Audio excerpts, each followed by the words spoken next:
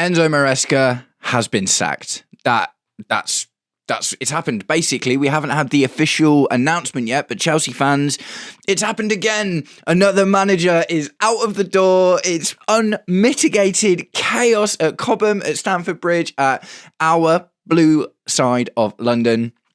It's a mess, man. It's an absolute mess, isn't it? Oh, mate, but I'm just going to get straight into it, man. So the news has been rumbling since the draw against Bournemouth. And now initially, noise came out saying that Chelsea were not going to sack him initially, and they were going to give him January to kind of save his job and turn results around. But what it looks like has happened here is Maresca has kind of pushed for this. Now, I actually released a video yesterday talking with my friend Kai from Behind the Dugouts, talking about the fact that there was rumours coming out that Maresca wanted to resign. And then we see lots and lots and lots of news over the New Year's Eve. Happy New Year, everyone, by the way. Oh, mate, this is absolutely mental. We see lots of news that Maresca, there's tension and there's talks going on. And like I say, Maresca had been given time to kind of turn it around, but it looks like Maresca's not bothered, mate. Maresca's not bothered. So I've got a couple of things to say about this. First, I'll just bring up the tweet there was two tweets, actually. There was one big one from Fabrizio Romano saying that it looked like it could happen today, and I've just seen the one which has made me jump on. Breaking: Chelsea and Enzo Maresca agree to part company with immediate effect. It's over. Official statement to follow, but all done after tension growing in the last 24 to 48 hours. Chelsea will start working on a new manager appointment. Mate, it's never boring, is it? It's never boring being a Chelsea fan. Oh, mate, this is absolutely mental. So we're going into January not only needing a couple of players to bolster the squad, we are needing a brand new manager, a new tactical philosophy in the most part. And who are we looking at, man? Who are we looking at? So before I get into the proposed replacements that I've seen so far, we'll obviously find out more about that very quickly, I think. How do I feel about Maresca essentially walking away? Because what this isn't going to be, it says they've agreed to part company, similar to what happened with Pochettino. So what's not happening here is Maresca isn't going to get a payout. This isn't another situation where he stayed around long enough to get sacked so he can get a payout. He just wanted to walk. I imagine this is largely going to be because of the relationship with the sporting directors and stuff. And I don't know, I feel really in two minds about this, man. This is not something we're very used to seeing. So the setup at Chelsea is not exactly the same as you get in a lot of other clubs. Certainly not as the same as what we've had prior. And I think he's not been enjoying the pressure he's been put under, evidently, because as I also mentioned in videos before, this all seemed to start with what he said after the Everton game, didn't it? He hadn't won he'd won one game in 5, and he comes out of the Everton game swinging his knackers around saying, I need more support from the club. And if you've watched any of my videos, you will know that I did not appreciate that at all. And now what we're seeing is he's walked away without getting paid after a few more losses, and evidently the sporting director's coming and saying, man, you need to turn this around. We're now doing worse than last season, and we're not looking at pressing on and progressing. So There's two really big arguments to this that I'm seeing from both sides. A lot of people sit on the side is it squarely falls down to the directors and the owners for not giving him the tools that he needs. I agree with that if what we were looking at was a title challenge. If we were slipping away from winning the title from a position where we easily could have been winning the title, yeah, I'd 100% agree with that. But that's not what it is for me.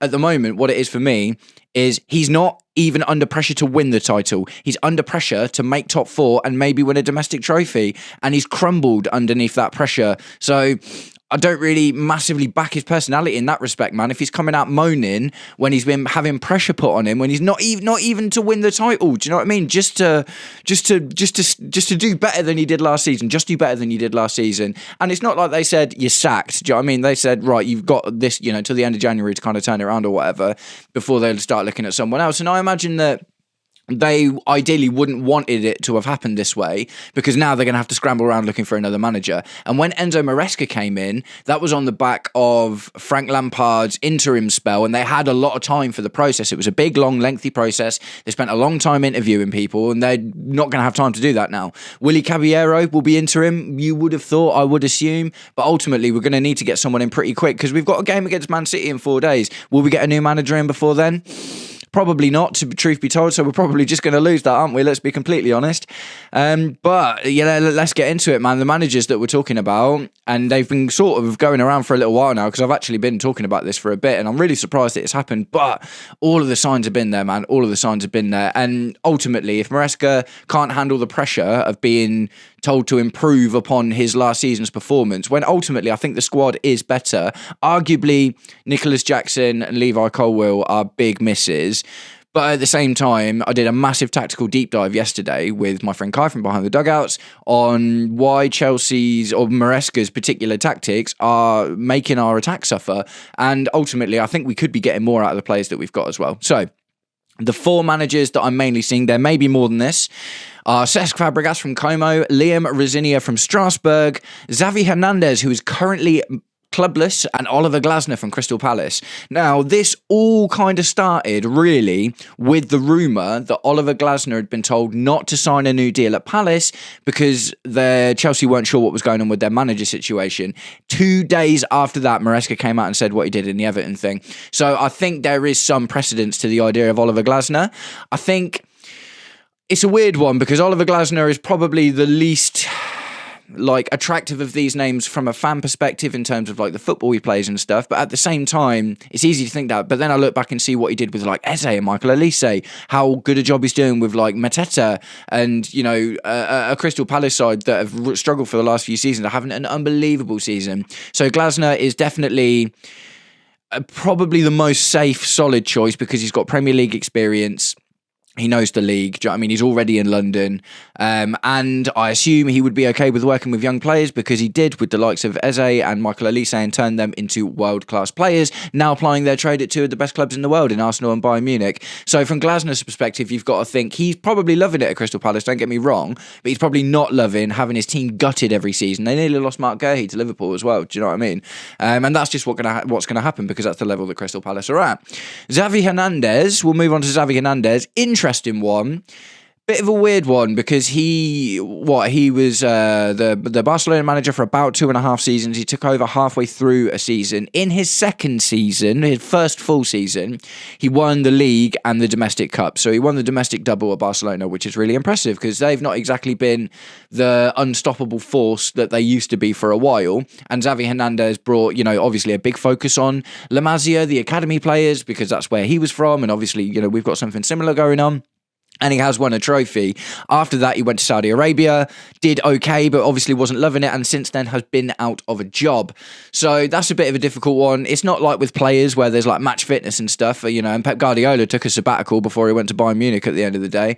But it just feels like to be fair, compared to some of the other managers on this list, winning the domestic double at Barcelona is impressive, isn't it, at the end of the day? And that was going through, the midst of their really, really difficult situation and period where they couldn't spend any money and they were absolutely skint because they'd wasted so much money since Lionel Messi left on trying to rebuild the squad. So Xavi Hernandez is actually the most decorated manager on this list in terms of player career and manager career, but specifically talking about manager career, Xavi Hernandez definitely the most decorated.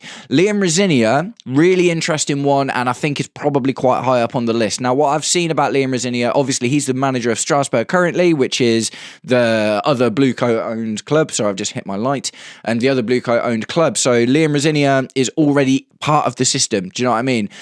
He's been doing a really good job at Strasbourg at the end of the day. He plays mostly with a back 3, but will also be quite familiar with a lot of the players in the Chelsea squad already because he had them on loan there last season. And when other players from Strasbourg come back, Mike Penders and Kendry Paez and Emmanuel Omega, who we've just bought, do you know what I mean? Then ultimately, he will already know a lot of the squad, so it won't be coming in quite as fresh as some other guys. He's been doing a really good job. He was Blueco's first managerial appointment for Strasbourg, and he's taken them he took them to Europe this year. They're in the Conference League, and they are currently in and around fighting for a Champions League spot or a Europa League spot this year as well. So Liam Rosinia doing a really good job.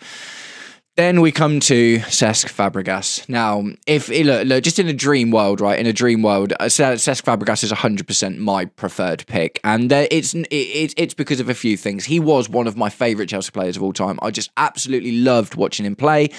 But aside from, we can't really talk about the player stuff. What we can talk about from the player's perspective, Xavi Hernandez is a Guardiola disciple. Liam Rosinia was at Brighton for the last few years of his career. Do you know what I mean? But with Cesc Fabregas, he has played in loads of massive leagues. He's won titles everywhere, and he's played under some of the greatest managers of all time. So yes, Xavi Hernandez spent most of his career playing under really, really good Barcelona managers. But the thing I like about Fabregas is he's got the Pep Guardiola influence, he's got the Arsene Wenger influence, he's got the Jose Mourinho influence, and a bit of the Conte as well. Even though he didn't play as big a part, he was still there for that. And in an interview, he was asked specifically, do you take a little bit from every manager that you've been with? And he's like, yeah, absolutely. So he knows, he understands the modern passing game, which ultimately is something that I'm sure Bluco are very keen to try and get in there tactically. But from the Mourinho side, he also understands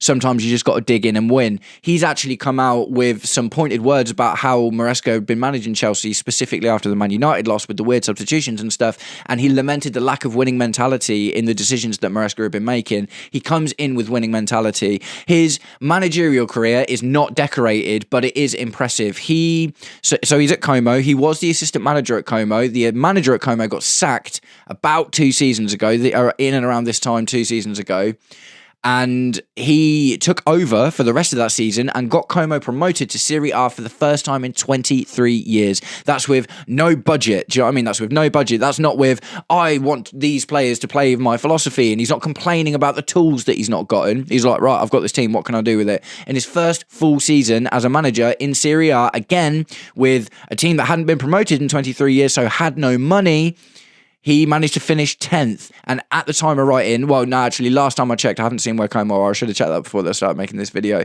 But before that, he's now like 6th, 7th in Serie A. Again, he's got astute signings like Nico Paz from Real Madrid and stuff like that, where it's like young players at the end of the day with lots of potential, and he's happy to work with a young team. There are some criticisms aimed towards him at being a bit of a tinkerer, maybe a la Enzo Maresca. Can't be as much as that, though. Absolutely ridiculous. The other thing I like the idea of about Cesc Fabregas is the return of overlapping fullbacks, which ultimately will see players like Esteval Willian, Cole Palmer, João Pedro get more opportunities in half spaces and important attacking positions, and it might even see a better performance out of someone like Liam Delap. So for me personally, Fabregas would be the choice, and that's because of that. My heart as a Chelsea fan absolutely loved the fact that he just waltzed into the team under Jose Mourinho, who he had beef with, by the way. And this is another thing I really like about Fabregas, and ultimately I know more about Fabregas than the rest of these guys because of his Chelsea connection. But when he came into Chelsea, he had the beef with Mourinho, and they just put it aside because they knew what they wanted to do was win titles together. And it shows character. I think character is exactly, Enzo Maresca, tactically, we know that he was quite good because he can beat the big teams. But in the big moments, and the big moments aren't necessarily against the big teams, or against the small teams, he's not showing personality. He's not showing character. He's coming out and moaning about the owners in the press after the Everton game, where he hasn't won a game for ages. And then after that, just carries on losing games. Do you know what I mean? So what I want out of the manager before tactical, before any tactical stuff, is character, personality, and the ability to withstand pressure. Now, from their playing careers, obviously Xavi and Fabregas, we know that that's, their kind of whole bag. Liam Rosinia is doing a really good job at Strasbourg, and obviously Glasner's doing a great job at Crystal Palace as well. For me, I would just like to see Cesc Fabregas. I think he fits the model of young manager, wants to play attacking football, and the thing is, he's not a yes man, do you know what I mean? But he will be happy to work with what he's got because he believes in his philosophy and is willing to adapt to the players that he's got, more so than Enzo Maresca was. So guys, I'm going to keep this one fairly short. I'm sure there's going to be much more news coming out soon, and I can't wait to see what happens. Ultimately, this is a mess, right? This is a mess. I haven't really talked about the situation and what it means for Chelsea. I'm just sticking to the manager stuff at the moment. But guys, let me know, who would you like to see in the dugout? Is there someone that I haven't talked about that's been linked, or an outward kind of idea? Like I was talking to one of my commenters the other day, and he mentioned Diego Simeone, and I was like, that was always kind of in the back of my head, especially under the Roman era, that Simeone would be an interesting shout for Chelsea. But I've got a feeling managers like that are just not on the table. So let me know if any of these four or anyone else, who are you interested in? Nice one, guys. I'm sure I'm going to catch up with you very soon because this is going to be a mental January. Take it easy. Peace.